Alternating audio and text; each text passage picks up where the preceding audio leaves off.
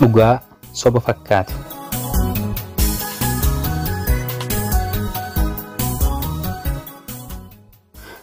Haaya akkam jirtu hordoftoota Ramee Online nagaa keessanii nagaan keenya idduma jirtan hundattis naga'u. Hordoftoota keenya qophii keenya har'aa keessatti dhugaa soba fakkaatuudha. Maanni dhugaan soba fakkaatu? Hamma xumura viidiyoo keenyaatti yoo faana turtan ni bartu. Channel keenyaaf haaraa kan taatan immoo subscribe gochuudhaan nutti makama. Akkasuma viidiyoo keenya kana isinitti tolu yoo ta'e immoo like gochuun nu jajjabeessa. Yaada qabdaniif immoo koomentiin banaadha.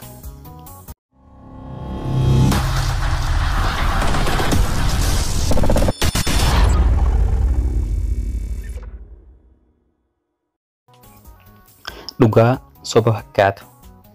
Namni jaalalli dhugaa hin jiru jedhu isa keessa jaalalli dhugaa hin jirre malee jaalalli dhugaa jira. Dubarri dhiirri abbaa manaa gaarii namaaf ta'u hin jiru jettu ofiif haadha manaa gaarii ta'uu hin dandeessu malee dhiirri abbaa manaa gaarii namaaf ta'u jira.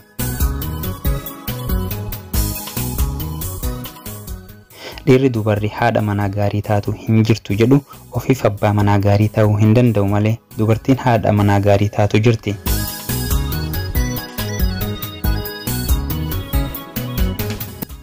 Namni michuu gaariin hin jiru jedhu ofiif michuu gaarii ta'uu hin danda'u malee michuu gaariin jira.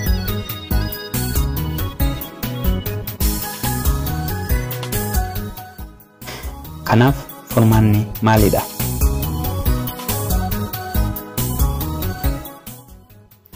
Quba namatti qabuun dura of qoradhu.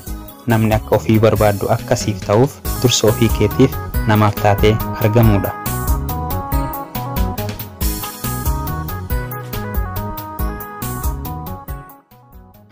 Hubadhu. Isaan kana hundaaf bu'uurri garaa dhiifamaa namaaf qabaachuudha. Sababni isaas Rabbiin alatti namni guutumatti qulqulluu ta'e addunyaa kana irra hin jiru waan ta'eef.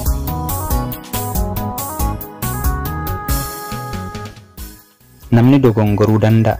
Dhiifamni garuu namoonni akka jijjiiramaniif kan carraa laatuu fi hanga dhumaatti akkasiif amanaman kan taasisuudha.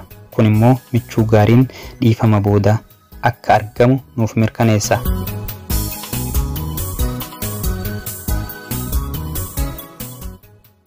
Kanaafuu atis michuu gaarii fi nama akka garaa kee yoo argachuu feete garaa dhiifamaa fi jaalalaa namaaf qabaadhu.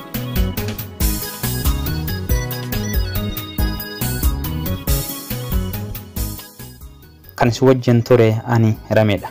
Ramee Online irraa viidiyoo keenya kan jaallattan yoo ta'e please like gochuun irraanfatina. Hamma qophii biraatii walitti deemnutti har'aaf immoo nagaatti.